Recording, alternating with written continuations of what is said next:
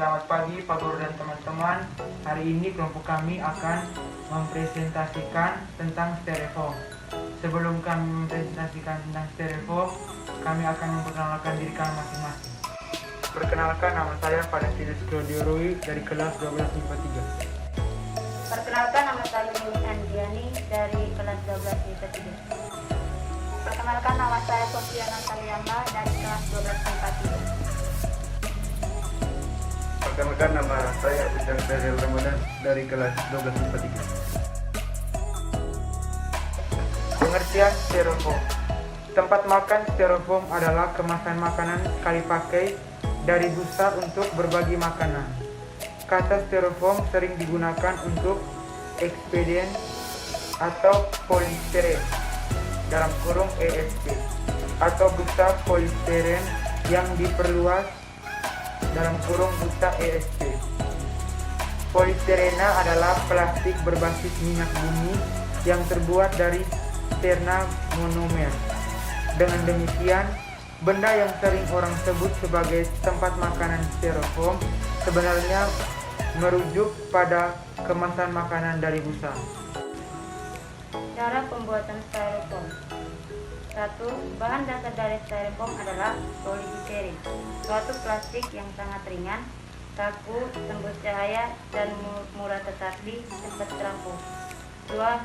Styrofoam dihasilkan dari campuran 90-95 polystyrene dan 5-10 gas seperti N-butana atau N-petana. Polystyrene terbuat dari monomer styrene melalui proses polimerisasi. 3.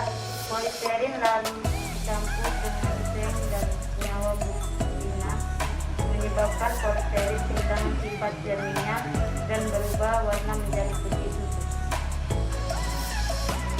4. Kemudian untuk kelenturannya ditambahkan zat polidasis seperti dioksol, latat dok, butil hidroksitolurena atau N-butyl.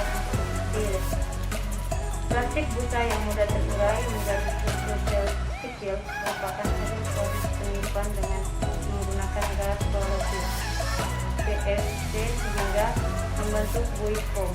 Hasilnya adalah bentuk styrofoam yang digunakan selama ini. Sirena bisa mengontaminasi makanan melalui berbagai cara berikut. Yang pertama, lemak pada makanan. Kedua, lamanya penyimpanan makanan. Dan ketiga, panas makanan. Lemak pada makanan. Makanan yang mengandung lemak yang tinggi berpotensi lebih besar terkontaminasi sirena ketimbang makanan yang rendah lemak. Lamanya penyimpanan makanan. Semakin lama makanan disimpan di dalam styrofoam, semakin banyak kandungan sirena yang berpindah ke makanan tersebut. Panas makanan. Semakin tinggi suhu makanan yang ada dalam styrofoam, semakin mudah zat sirena berpindah ke makanan. Hal ini bisa menimbulkan kerusakan pada sumsum tulang belakang, masalah pada kelenjar tiroid, sampai anemia. Dampak penggunaan styrofoam bagi kesehatan. Yang pertama, bila ditinjau dari susunan kimianya, styrofoam termasuk ke dalam jenis plastik atau polimer. Bahan ini mengandung memiliki kandungan monomer antara lain styrena, benzena, dan formalin yang diketahui dapat memberi sejumlah dampak negatif bagi kesehatan tubuh.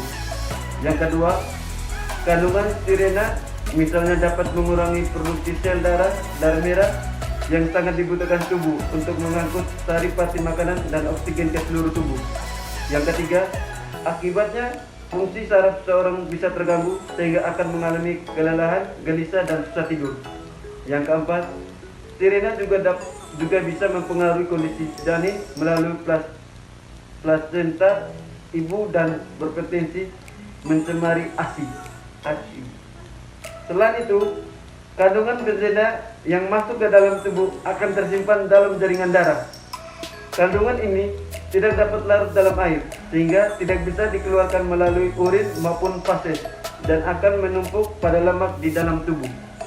Yang terakhir, hal inilah yang menyebabkan timbulnya penyakit kanker. Kandungan benzena akan berpindah dengan cepat begitu terkena uap panas dari makanan yang dimasukkan ke dalam styrofoam. Oke teman-teman dan Pak Guru, berikut beberapa gambar dari styrofoam. Inilah hasil dari kelompok kami. Sekian dan terima kasih.